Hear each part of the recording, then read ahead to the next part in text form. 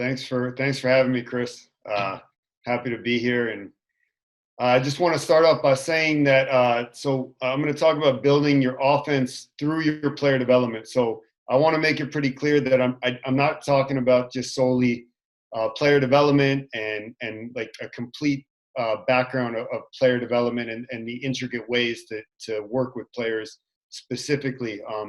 I really just want to talk about the things I've learned for building an offense and incorporating your player development into that offensive structure. So I found this quote, and it kind of goes along with how I view player development. So player development to me is really not just on the court. It's really something, it's how you make a basketball player a better player. It's how you make your players smarter, more complete, better people. It's how you make them better teammates. And so this quote, by John Wooden, seek opportunities to show you care. The smallest gestures often make the biggest difference. I think players really want to know you care about them. And so as we'll see in the next screen that I go to, player development is really about reaching out to your players and connecting with them in order to make them better people as well as better players. So as we move on here, the most important thing to me when we're talking about player development and connecting with your guys is getting them to buy in. So how do you do that? How do you get your guys to buy in? I think that's the biggest step towards developing these guys, right? So first off, I think being honest is by far the most important thing. I when I worked for the 905 team and for the Raptors, Jesse Mermis, who's now an assistant with the Sacramento Kings, really drilled this into me, being honest with your guys, telling them what they want to hear, what they don't want to hear, whatever it is. You have to, they can see through a lot of the bull that people feed them. They don't want you to pump them up. They want you to tell them how it is. Being transparent with your guys. Be clear about where they are, where they need to go, and how you're going to get there together. Players I think are really going to be more responsive when they feel like they're a part of the process. And so when you're transparent with how you want to do that, they feel like they're a part of the process. Positivity. Right? I'm really, really big on this. I've seen way too many players' confidence killed. NBA players, G League guys, and then now, coaching one of the top U19 teams in Europe, the young guys especially. The younger you get, the more positive I feel like you have to be. I think we take it for granted a lot of times that these guys believe in themselves, and we don't really think about what's going on in their heads. So positivity, remembering always that positivity breeds confidence in these players, and confident players really, really help you win. Another thing, being authentic with your guys, right? Be yourself. Don't try and be somebody else. Be yourself, be real, and players will respond to you. Ultimately, players want someone they can talk to and not just someone who tells them what to do. So be yourself, start a dialogue, start a relationship with these guys, and they'll respond to that. Along with that is communication, the transparent part, the authentic part. Communicate with these guys. Make your communication as clear and as simple as possible. A lot of times guys try and throw way too much at their players, or they use words that aren't necessarily direct and simple to understand. So especially with younger players, that's what I've realized, being over here in Germany, younger players who don't always understand the language. You have to really, really be able to communicate with these guys to get them to do what you want them to do. And then lastly, I think responsibility, understanding that you're here for them, but at the end of the day, they're the ones that are going to be affected by all of this. So they have to push themselves. Give them input, let them have a voice, make them take ownership in what you're doing on the court, and ultimately make them understand that everything you're doing with them in terms of development is for them. And one thing I forgot to hit on at the beginning here is This philosophy that I have here, and you'll see it again on the next screen here, my player development philosophy. At the end of every season, I was told as a young coach when I was with the Raptors that at the end of every season, sit down and write out your thoughts. Write out what you learned that year, and eventually you're going to develop your philosophy. So events like this, being able to speak, you really have to sit down and put some thought into what you want to say and who you are as a coach. But I think at the end of every season, you should look back, be introspective, and think about what you can do better, and maybe what you did that worked. But really develop your philosophy that way. So I talked about there, how to get players to buy in, right? So now I really want to talk about where my keys to player development stand. So first off, I mentioned it briefly, but building relationships and trust. You have to connect with these guys for them to listen to anything you're going to tell them. So your players really have to know you care about them, and they have to know you care about them as more than just a player. You want to ask about their interests off the court, ask about their families, go out, have dinner with them, go see a movie with them, whatever it may be. But really connect with these guys and understand how they think, how they work off the court, because ultimately they're only players for a very small portion of their day. So to connect with these guys, you have to build relationships and build trust. You have to always be available. And when you coach at the highest levels in the NBA, the BBL over here in Germany, the pro level, Division I college, whatever level it is, but when you're at the highest level, sometimes you have to put your players' interests ahead of your own. I can think back to times when I was with the Raptors and DeMar DeRozan or Kyle Lowry would want to come in at 10, 11, 12 o'clock at night, and you have to be there. That's the way it works. They're the star players. You got to be there. So you have to be okay with knowing you have to be available for these guys whenever they need you. Now, if you're the head coach, you can kind of set your non-negotiables. I'm not available at this time. But when you're an assistant, you're a player development coach, you really have to be available at all times. Bring positivity and energy every single day. So, we coaches, anyone listening to this, really, you're coaching basketball for a living. So there's no reason not to be enthusiastic about coming to work every single day. There's a lot of other things you could be doing where maybe you drag on and you're not excited about it. And sometimes as a young coach, you kind of forget that. But really, you should really don't take anything for granted. Be excited to come to work. And secondly, you have to set the tone, and you have to set the environment, set the tone for the workout. One of the other assistant coaches I work with here in Germany said it, that, the modern player doesn't need to get you excited. You need to get them excited. And that, the old school mentality might have been, these guys have to be ready to work. Sure, that's the case. But in reality nowadays, you have to get them excited at times. So really bring that energy and positivity every single day. Terminology, right? The words you use are extremely important to building your culture. So the words you use in your workout, they translate. We use the same words in individual workouts, in practice, in shooting drills, in film sessions. I was listening to a coach a couple days ago, who was the head coach, Rick Croy at Cal Baptist, and he said something I really liked. Your terminology becomes your culture. So coaches wanted to try and describe what their culture is and how do you build culture. One way to do it is your terminology. Use the same words. Have these words really mean the same thing, no matter where you use them, no matter when you say them. So another coach that's on here later today, Nate Mitchell, we were assistants together with the 905, and I can remember a specific conversation we had at the showcase one year, talking about how do we take a negative word and turn it into a positive word. So, for example, if you're talking about coming off a screen, are you going to war through the screen, or are you going to trail the screen? Trail has a negative connotation. War through it has a positive connotation. So things like that, you use the same words, and they mean the same things, and all of a sudden that becomes your culture.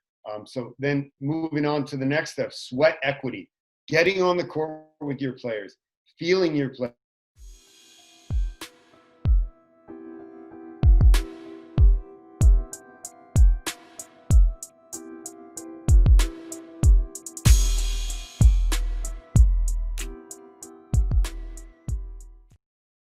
Showing them who can demonstrate what they're teaching. Get on the court, show them you know what you're talking about.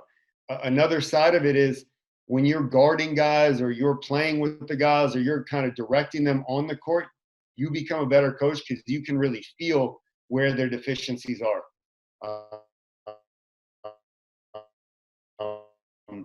But DeMar DeRozan, guard him on pin downs. And I say guard him, I guarded him.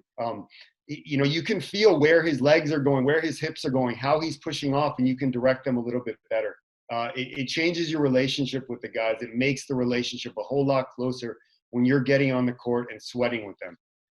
And then we get to skill development. So, I've hit on 5 or 6 different things here about player development before we even talk about being on the court and developing their skills. So to me, the biggest pieces of player development come from these other steps before you even get to the skill work. And then skill work, you're obviously judged on your skill work, the steps you take, but if you can't connect with these guys, you're just another coach. At the end of the day, to me, the biggest parts of skill work are teaching players how to play and not just how to run plays. And we'll get to that when I get into the building your offensive side of it. Briefly touch on the technology side, using video one-on-one as a team, sending video to the players while they're at home, whether it's using Huddle or Synergy, using Instagram, connecting with these guys on their level somehow to get them the video clips. And then if you're lucky enough at the NBA level or higher levels, player tracking, advanced statistics, things of that nature, but that builds into your player development. And then always using live competition with the guys, finding a way to get them on the court, have them play against one another, competing in shooting drills, competing, always competing. You're building a competitive mindset. So the game's reading and reacting, right? And you have to be able to play and compete. So all these other steps, you still got to teach these guys how to compete against each other. And lastly, I think make it fun. You always have to remember it's a game. And as soon as they stop having fun, you've kind of lost them. So make it fun for these guys. Moving on to this side, now getting into how you develop the player development piece and the offensive concepts together.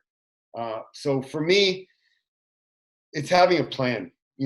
What is your plan for your offense? So are you going to be a pick and roll team? Are you going to be a read and react team?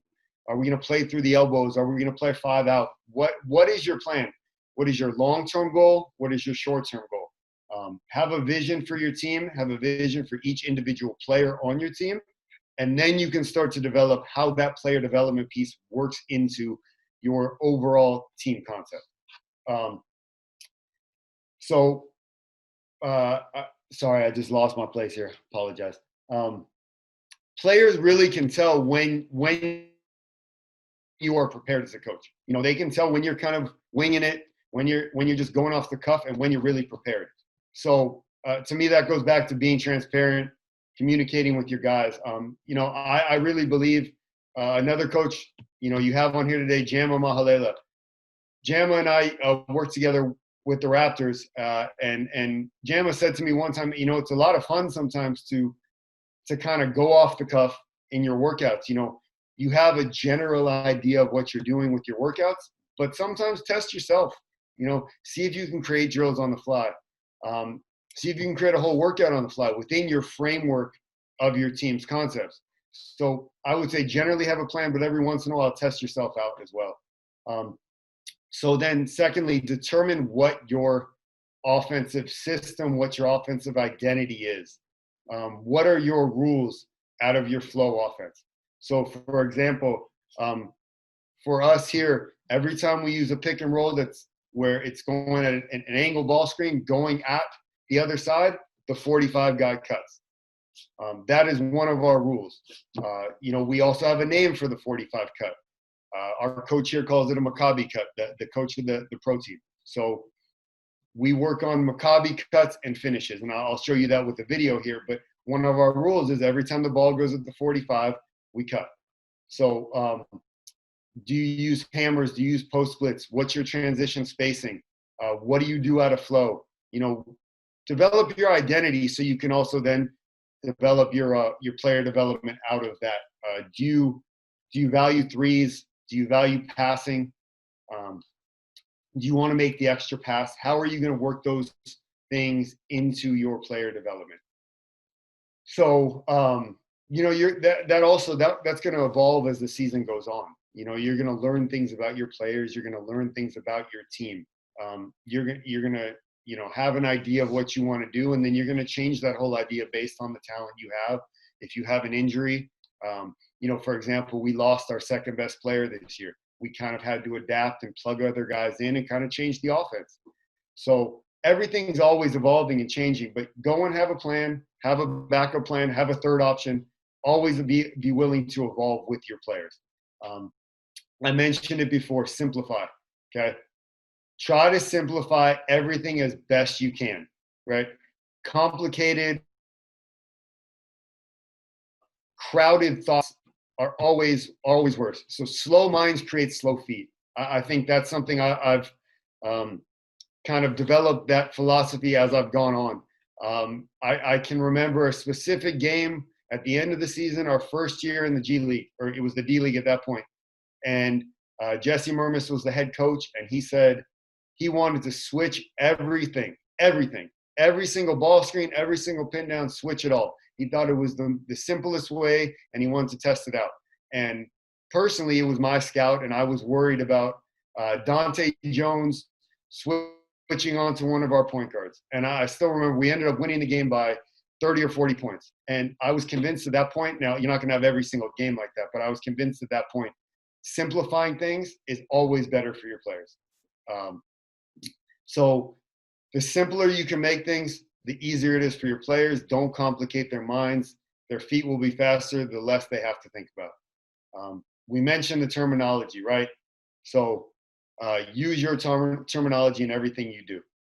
Offensive terminology, it's understanding each piece, helps to understand the whole as well. So when you break down your offense, you break down these pieces, the terminology, every cut, every pass, we kind of name everything we do.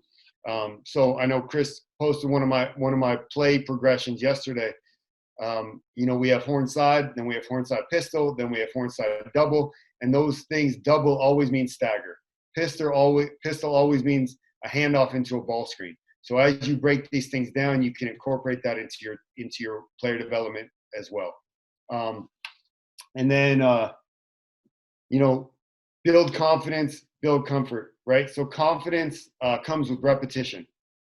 Confidence comes with repetition. So when you rep your sets, you rep pieces of your sets, your players are going to become way more confident in what they're doing. So when you get into a game, every kind of action you're going to see, every breakdown you're going to have, they've already done it multiple times, right? So it takes a lot of the thinking out and allows your players to play very instinctually when you've repped it over and over and over. Consistency, right? Repetition and consistency builds confidence and comfort in your guys. And then lastly, when we're talking about this, teaching movements and teaching reads. So break down your offense piece by piece, as I've mentioned. Break down your offense into small movements. Show the whole set so the players understand why they're doing what they're doing. Then you break it down. You can do one player, then you do two players, then you do three, then you do four, and you build it up as you go, and then eventually you get to the 5-on-5 piece. Some guys don't like the 3-on-3 and the 4-on-4. They just want to go to 5-on-5. But I've really found that breaking things down 2-on-2, 3-on-3, 4-on-4 really, really helps players understand spacing. It helps guys understand movement and reads. And then eventually when you get to the 5-on-5, everything kind of operates much smoother, right? So you show different cuts. You get multiple shots out of it. We'll go 3-on-0, and then we'll go 3-on-3. We'll go 4-on-0, and then we'll go 4-on-4. And then occasionally, a lot of times we'll do no dribbles or one dribble, and guys hate it. You know, the players really don't like it, but I think it really helps them understand how to move without the basketball and how to play together. So moving on here, I don't want to harp on this stuff too much because I've really touched on a lot of it. But specifically with these guys, right? Start at the start for every single player. Don't skip steps. Every guy is different. Every guy is different. So you really have to figure out each player. I'm huge on balance. Okay, I'm really, really big on balance. And as I've grown and been around more guys, I see more and more drills you can incorporate balance into what you're doing. You have to teach your guys, no matter what they're doing, always find that balance and body control. Always find your body control at the end of everything. So we'll work on drills and we'll work on movements that maybe the guys might never use in a game. But it's to teach them how to find their body control no matter what shot they're putting up. As I said, DeMar DeRozan really, really taught me this. He used to work on really difficult finishes. He and Kyle Lowry would come in and do some crazy stuff. And Kyle said it, and DeMar said it, work on difficult stuff so when you get to the game, it's not difficult anymore. So, like I said, they might never use these shots in a game, but they know if they have to get to it, they can finish any way possible. So we'll incorporate this stuff through ball handling, finishing, shooting. You can't do anything effectively if you're not on balance. Since I've come over here to Germany, I've been shown a lot more footwork drills. So we do a lot of ladder stuff here. We do a lot of defensive, we call it defensive footwork, but it's really just, footwork stuff. And I think if you're in the US or if you're in other sports, it's kind of similar to what you would see on a football field, or soccer players doing it, but we do it with our guys on the basketball court. And for me, it was kind of eye-opening to see guys, twisting their hips, crossing their feet, because in the US, you're generally taught, don't cross your feet. Stay, keep your feet apart and when your defense is sliding. But here, we work on a lot of stuff, crossing their feet, quick hip movements, crossover steps. So footwork is really big in our workouts here, and you see it incorporated in everything we do. We go footwork in the ladder, footwork on the defensive side, then footwork with our finishing, and everything. Footwork is incorporated to every step of it. We do a lot of shooting. This year, in my second year as a head coach, I incorporated a ton of shooting days. I was listening to Casey Hill the other day, and he said in the middle of the season, he likes to break it up. A lot of times he'll do a workout that's like a 20-20-20 day, where it's 20 minutes of shooting, 20 minutes of a skill workout, and 20 minutes with a strength coach. We did a lot of that stuff here, where we would have days in the middle of a week, or, it was a stretch in the season where we had a bunch of games and we would just shoot. And I think it really helped us, in 54 games we played this year, we made 453s. I had 4 guys this year in those 54 games who made over 73s. And we're talking about under 19 team. So it's shooting, I think, really helped our team out and helped me out as a coach, because I was able to run a bunch of stuff that could get shooters the ball in different spots. I've talked about it a little bit here, but building your basketball IQ, I think, is huge. So the 3-on-3 stuff, the 3-on-0 stuff, the 4-on-4, the 4-on-0, teaching guys movements, scripting movements. I think you're building their IQ. So when you get to the game situations, they kind of, they kind of understand the movements a little bit better, and you're not just rolling the balls out saying, go play 5-on-5. I think playing 5-on-5 is a huge place in the game, especially with young guys, but I think you have to teach them the movements before you get to the 5-on-5 portion. And I already hit on it, the competition side is massive. And at the end of this, I'll have a sample practice plan that we used at one point in the season this year to just show that, where we incorporate all this stuff. So getting to the skill work part and leading it into offense. So first, I talked about footwork, right? We do ladder stuff and we do defensive stuff. So you'll see here, right? This is an example of our ladder. Let me mute it there. Okay, so we go through this and we incorporate ball handling and ladder work all together. A lot of this stuff that I have filmed here has been since the COVID-19 has hit. So a lot of the stuff you'll see is not live competition when I show the practice film. But as you see here, we do a ladder work, and my assistant coach, who's also our strength coach, as well as a former BBL player, leads the guys through this stuff here. So we do left-hand dribbling, we do right-hand dribbling. And then you'll see it gets into some shuffle steps, a lot of different footwork. But like I said, this is the base. You're building your base here. You're building your balance. Having the guys think while they're doing this. Some of this stuff, like I talked about before, is not really transferable to a game. But I think the biggest thing to me with all of these players is teaching a balance. Really, really, really always finding your balance no matter what you're doing on the court. So as we see here, I don't want to drag on with all this stuff because I think it's a little long, but you see, you have skier jumps here with the guys, right? And then we move on, and it's a little like a hopscotch thing, 2 feet in, 1 foot out, 2 foot in, 1 foot out. So all this stuff is really teaching them how to stay on balance, how to have quick feet.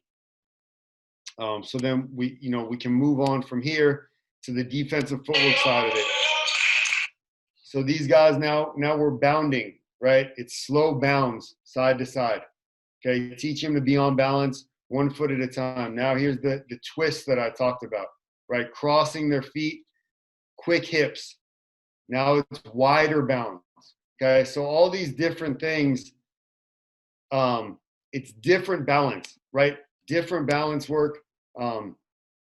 They're sliding now and cross step. This is much more game-like here, but you're building on the stuff you just did. So they're twisting their hips slowly, then fast, and now they're cross step and slide, cross step, run, slide.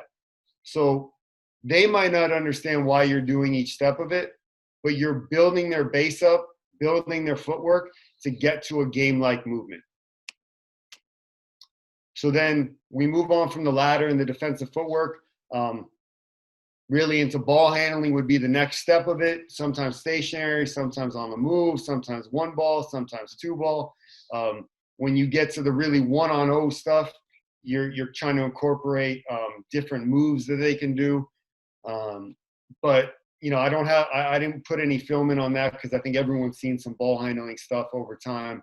But we really, again, try and do different footwork stuff and not just ball handling in stationary spots. We try and get them to make game-like movements and teach them how to go same side stop, try to go triple moves, change of pace stuff.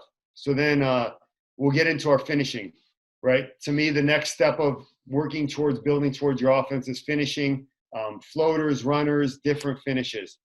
So here, you'll see the guys. This is bounds, again, like we did on defense, going very, very slowly, trying to find their balance.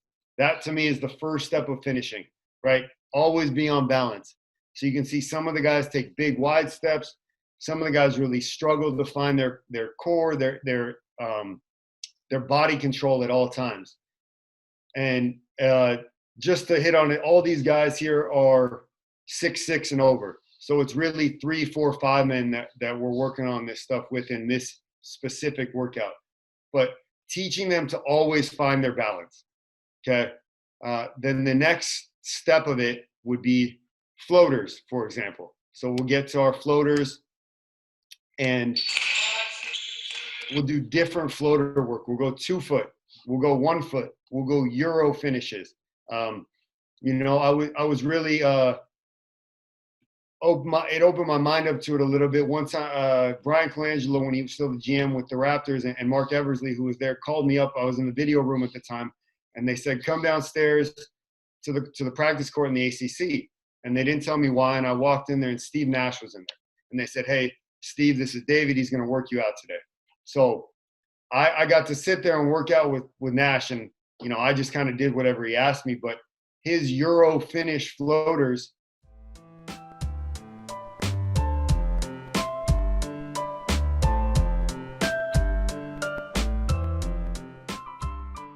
something I had never really seen before in a person. And we used to do it with guys like Terrence Ross. DeMar did it on his own all the time. And so I've kind of tried to take everything I've learned throughout the process and bring it with me. You know, some things you like, some things you don't. But this, I really find getting the guys different footwork, different movements. Like I said, always finding your balance, always finding your body control. So here you see, you go right, left, Euro into a floater or a runner. Okay. Now, again, like I said, they might not use this move ever in a game. And that's fine with me because all it is to get them to understand how to be on balance. And then, like I hit on the video side of it, I just want to show, for example, I'll show my guys clips like this. So I'll take NBA stuff and we'll show them how here, you know, Tim Hardaway gets in the lane.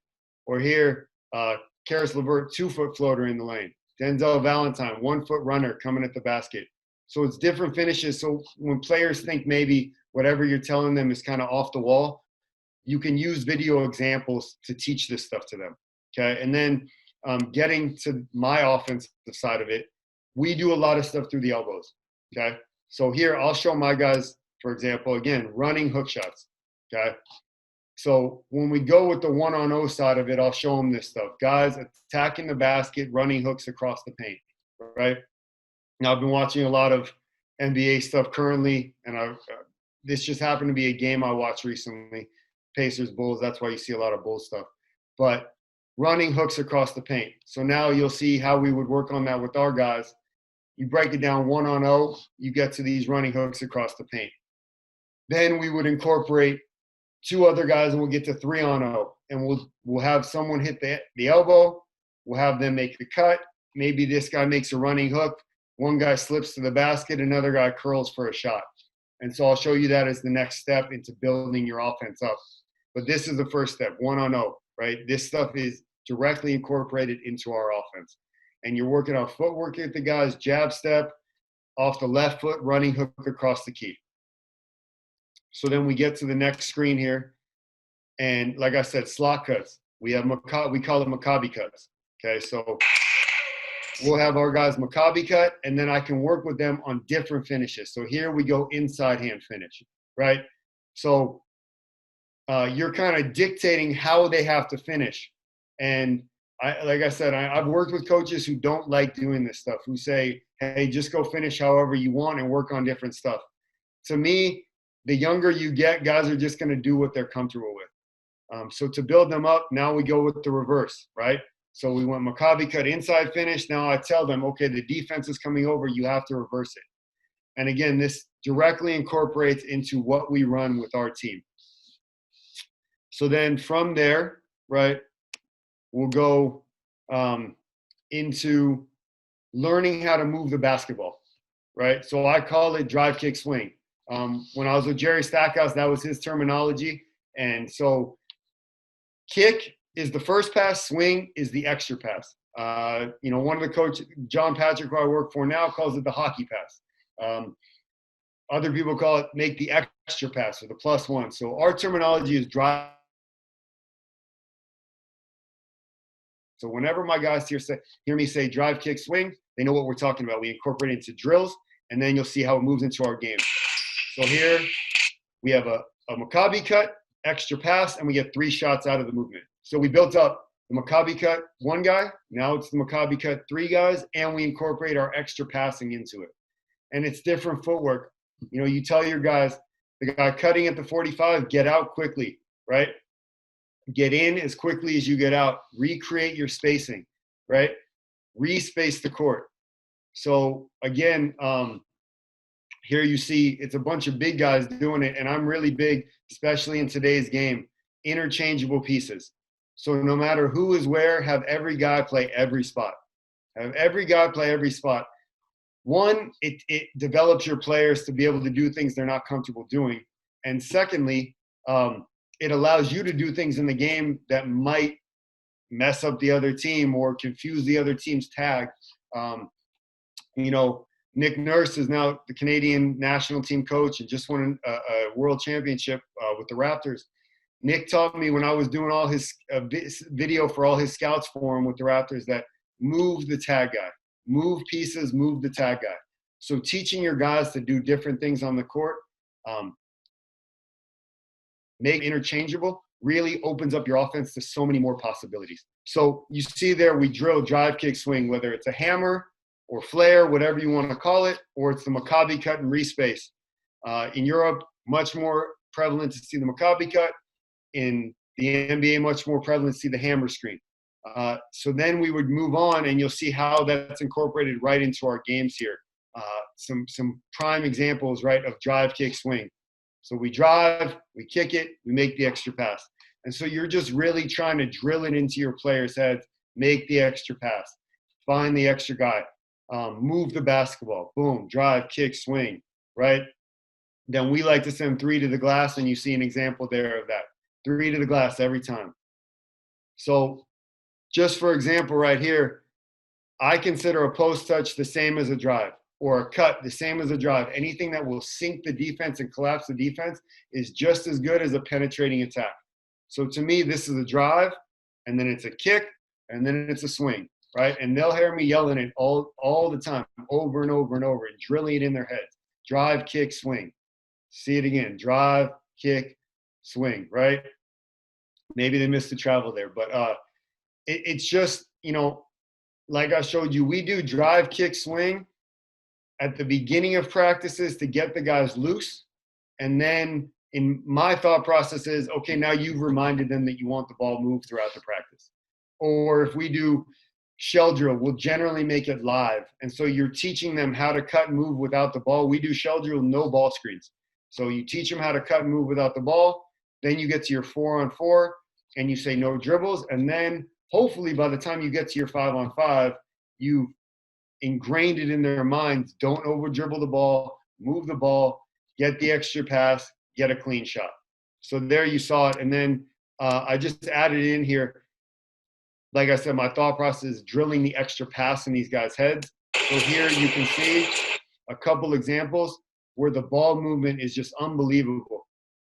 And this is really what we're trying to get to. We can do a toss, hit the roller, make the extra pass, swing it to another extra pass, and with the shot clock winding down, we knock down a shot. Here again, you see it, maybe the offense isn't exactly perfect, couple switches, right? We don't get what we want, but with the shot clock winding down, our guys don't panic, right? Boom, hit the cutter, make the extra pass, make another extra pass, and if you see the shot clock on the baselines at 2 seconds, nobody panicked. We kept the ball moving because we drilled it in our player development work. And here's just one more example, right? The shot's not there. Okay, boom, we kick it out, swing it, find the open shooter, right? And this is all, to me, maybe I'm wrong. Maybe it's just guys being extremely unselfish, but I think when you drill it and you make it so everybody's getting a shot in your workouts, one, you're working on your shooting, but you're also working on your team concepts of moving the basketball. So then here, as I talked about, right, we run pistol, we run horn side, we run what I call open 5-out spacing.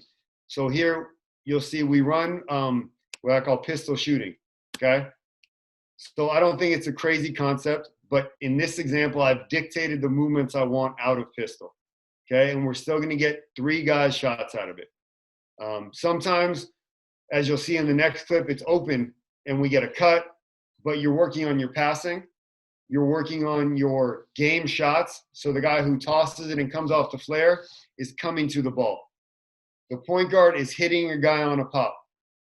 You're working on what I call toss game. We don't like handoffs. We like the toss. When I was with Delaware, Coach Brown calls it Noah's because Joakim Noah used to toss it and create confusion.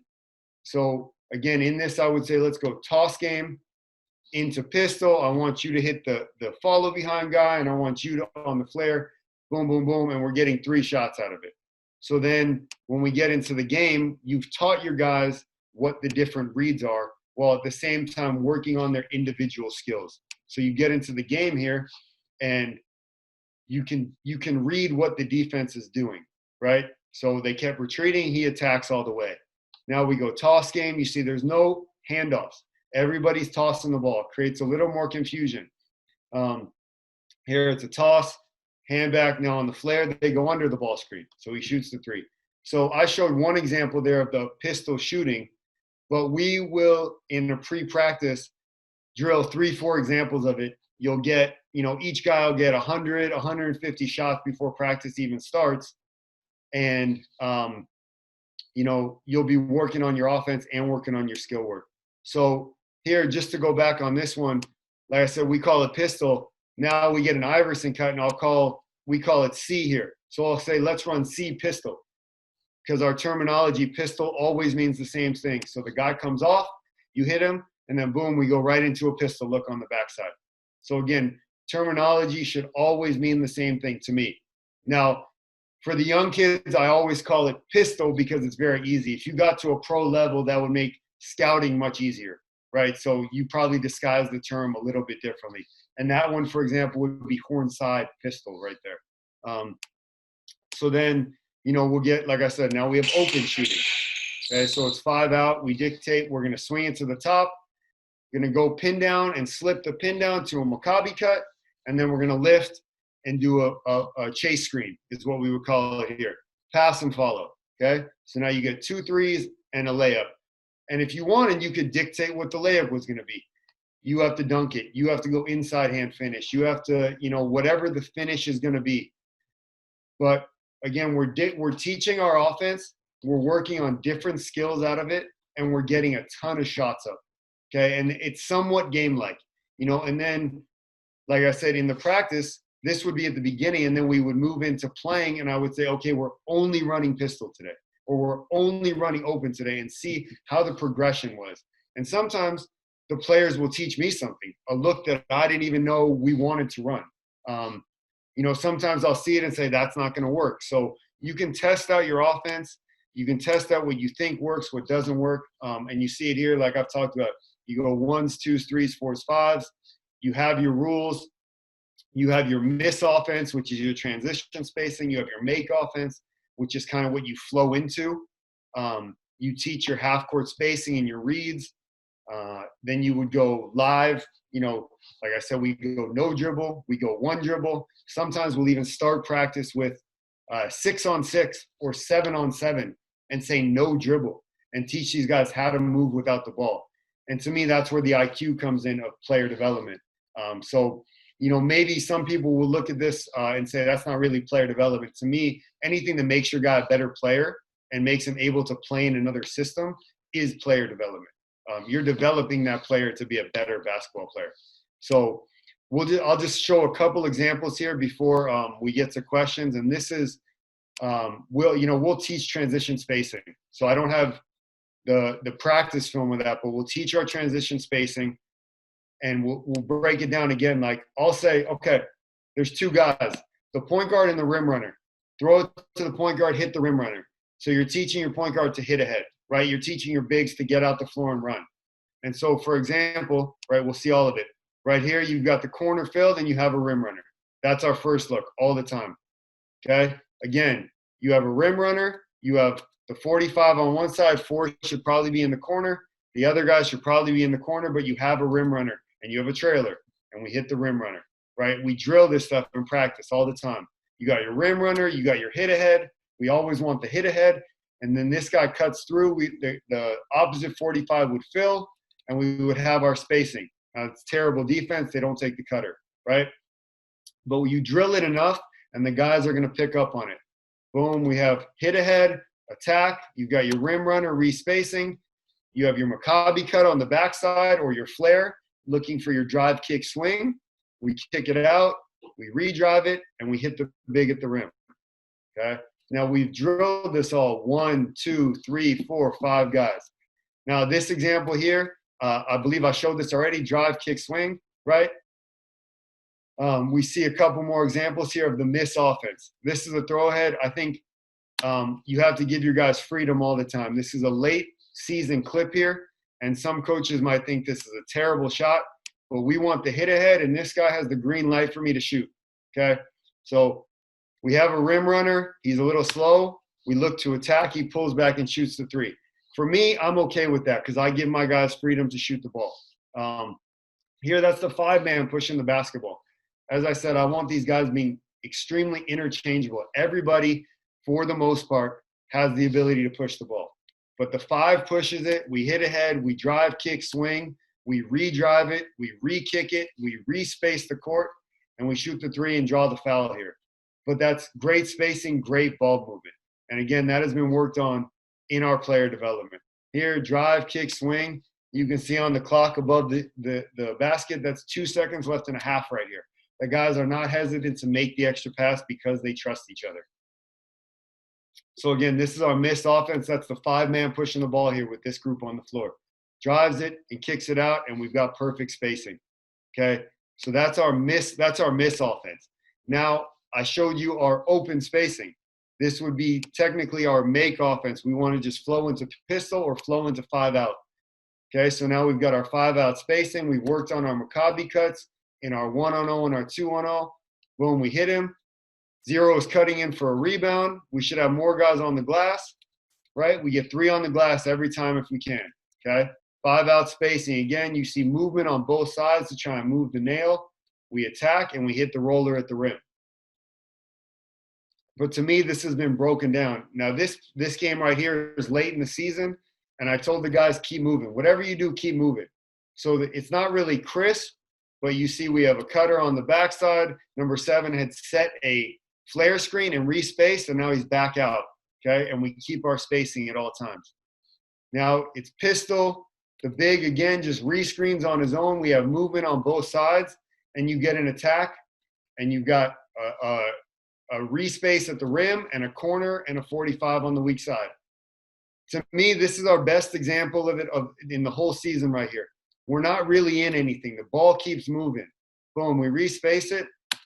Now we're in open spacing. Perfect, 5 out. We get a cutter. We get a flare screen on the backside. Eventually, we move the basketball, and we don't end up getting the layup because we bobble the ball here, but the spacing is perfect. And they just end up finding their open spacing. Again, the ball moves side to side. We get a screen from our 5-man. He does this on his own. We attack it, and we re-space, and the corners are filled, and then we get 3 on the glass here. So you're teaching your guys movement. You're teaching your guys screening. You're teaching your guys ball handling. All this stuff, to me, is player development. And in that, you're developing your offense and your reads, and you're building their IQ on how to read the defense by dictating some movements and then letting them play, okay? So we get a flare here. Perfect. The guy gets nailed on the screen, and we hit a shooter in the corner for a wide open 3, right? Now, this is our last game of the season. The ball moves. This was not the offense to stagger away, but they make a read. He curls it. The ball moves again, and we get an open shot because we've taught our guys how to move without the basketball. And I put this one in here just to show, like, how much getting shots up and building confidence in guys. This right here is probably a terrible shot, but this guy has ultimate confidence in himself because he's made 73s to this point, and he knocks it down. So building confidence in your players, I think, is crucial. And as I said, the last screen here, this is an example of a practice plan we use. I just kind of noticed it was on New Year's Day this year. So you'll see all these drills we do, we incorporate every day pretty much in practice. So we'll go ladder, as I showed you, different footwork.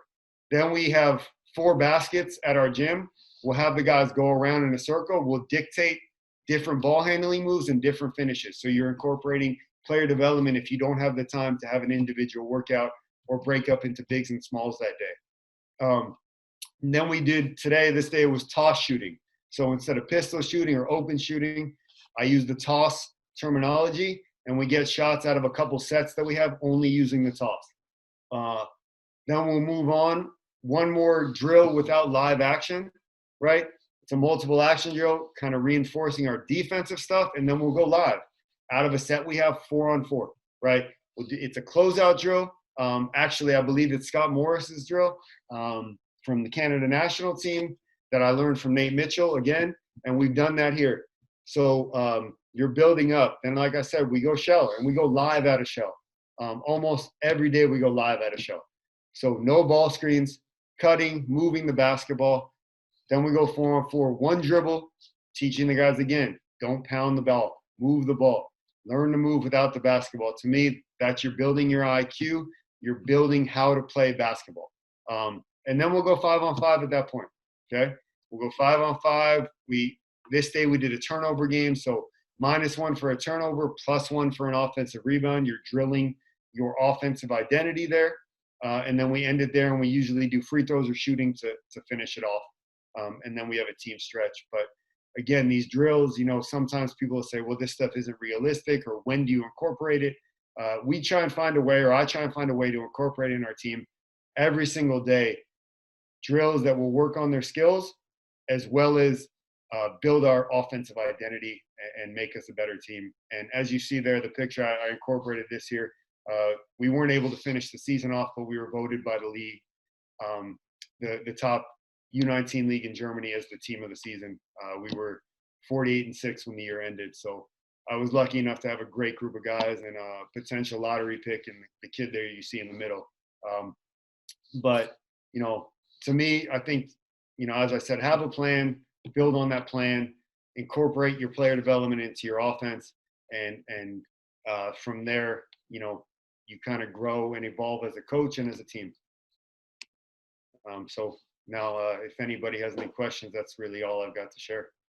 Thanks, Coach. Really good stuff. We have a few minutes here, about 7 minutes for questions. So I have 3 posted here, which I'll ask you. So just try and keep it brief so we can get to all 3. Okay. From Coach Chin, how to teach players in order to have a good decision-making. So how do you incorporate decision-making in what you're doing, since most of it's on air, Coach? So I think film is a big way of showing them decision-making. Obviously, I came up through the video room, so I always kind of go back to my film, one-on-one as a team, calling guys out in front of the team, or one-on-one, whatever that may be. And then also, John Corbasio, who's a coach with the Raptors, player development coach who I worked with the 905 team, said something the other day that I really, everyone loves these terms that rhyme, right? And he said, bones over cones, okay? So I think that's great. Put coaches on the floor, tell your coaches, your assistant coaches, yourself, whoever it is, this is what we want to do today. So we're going to go under the screen, right? I'm going to go under every time and teach the guys, if I go under, they have to shoot it. So I think using your coaches is a big way to do it. And then also teaching on the fly, let them play, let them see. And then, Chris, I listened to your podcast with Coach Van Gundy. And he said being able to see all 10 guys at once is really important. So, as a coach, you develop that skill, but being able to teach them on the fly and tell them, well, this guy did this and this guy did this, so they can understand it in video, in breakdowns, and in 5-on-5 sessions. Good stuff. From Coach Rory, what would you say is the average number of shots your players get in a typical practice? And then do you have a goal or set number for that? Again, I'm referencing all this stuff because I feel like I should give all these guys a lot of love, the guys I worked for and I learned from. Billy Bano had a 100 threes at the end of every practice that he would call the Raptors 100. I'm sure in Indiana now he calls it the Pacers 100. So we'll do that at the end of our practices. At the beginning, we'll have a certain number of makes we want to get out of that open shooting or drive, kick, swing shooting. Generally, it's like 20 from every spot or 20 in every drill. So with that said, our number is usually like 200 to 250 per practice. And then because of how our season is broken down here, we generally play 2 games every weekend, Saturday, Sunday. So I would like to give them Mondays off. So we would go Tuesday, Wednesday, Thursday, Friday. You're getting 1,000 shots per week with each guy. And we track that, sometimes here you don't have enough guys. So I track that myself. I would have the guys keep their number. I'd write it down. I kept an Excel spreadsheet. And that's how we tracked it. At the higher levels, obviously, you've got interns, you've got other guys, but usually 1,000 shots per week if we could. Good stuff. And then last one from Coach Sean. In regards to transition offense, what area of the floor do you see the highest level of decision-making happen with players? What area of the floor? I'm not quite sure I understand the question, but I'll try and answer it the best I can. Yeah, where are the most decisions made in transition, do you feel? Is it once in the half court, full court, getting to the half court, paint? What are the decision areas? Right. Okay. So to me, I think once you get the ball up the court, the hit ahead pass is something we really, really drill. So when we do our transition spacing, whether I want the ball to get back in the point guard's hands, I really use the old Loyola Marymount 2.5 spacing because I was drilled with that when I was 13 and 14 years old. So we really use that, but I like to hit it ahead first and then get it back to the point guard's hands just to drill the hit ahead. So to me, it's once you attack and get into the paint, I think that's really where you find the most decision making. Now, Jerry Stackhouse was huge on this when I worked for him. We know what our rules are. We know what our cuts are. If he drives baseline, we're hammering the hell out of that guy on the back screen, and we know we're going to have someone in the corner. So you try and take some of that decision-making process out by dictating where your guys are going to be. So if you know they're going to be where they're supposed to be, you can almost throw that pass blindly. I really take that from Coach Stackhouse. He said, get to your spots, do what we're supposed to do, and you can throw that pass without even seeing the guy there. So we really tried to do that. I tried to drill it because I thought it was really important to have the guys understand how we wanted to move. But if I had to say one space on the court is once you get in the paint, a lot of guys just want to put it up, and you've got to teach them to make that extra pass and continue to make the defense shift. Good stuff. Maybe one more. Morgan, we'll skip your question. Coach Razzo, my question is, what are the rules on the Maccabee cut? Do you teach the Maccabee cut on any penetration or only from specific spots? So for me personally, I really like if the guy drives baseline, a lot of the times that Maccabee cut is going to be there. Defenses tend to turn.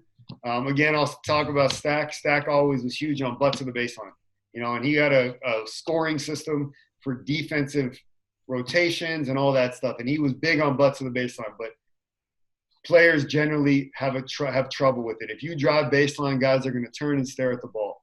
So we'll show it on film. If that guy attacks the baseline and they turn their head, you cut. I don't personally have a rule on it because I think basketball is so read and react that the flare screen or the hammer screen versus the Maccabee cut and respace to the 45 is a read. It really is a read. So before I got here, I would have told you in every pick and roll we want a hammer.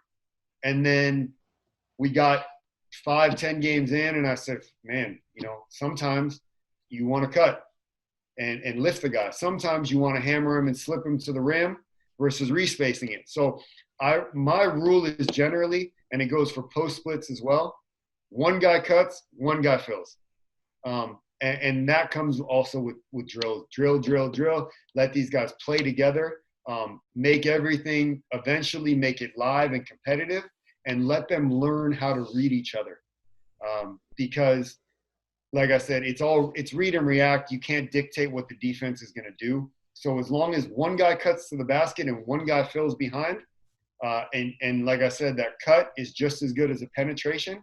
So pull the defense in, and you won't need one guy cutting and one guy filling. And it really all comes with just guys playing together. Awesome stuff, Coach. Really, really appreciate you taking the time and sharing with us. And I know a lot of coaches will want to reach out. I just put Coach Gale's Twitter in the chat box there at dgale14. So reach out to him as well. You know how much work goes into these type of things. So please give Golden Ticket Sports and Basketball Immersion a shout out on Twitter as well, and support of the clinic. And as we've talked about throughout the clinic, all replays will be up on YouTube, on Basketball Immersion's YouTube, over the coming weeks as we get time to do that after the clinic. But Coach, wonderful. Really appreciate you taking the time.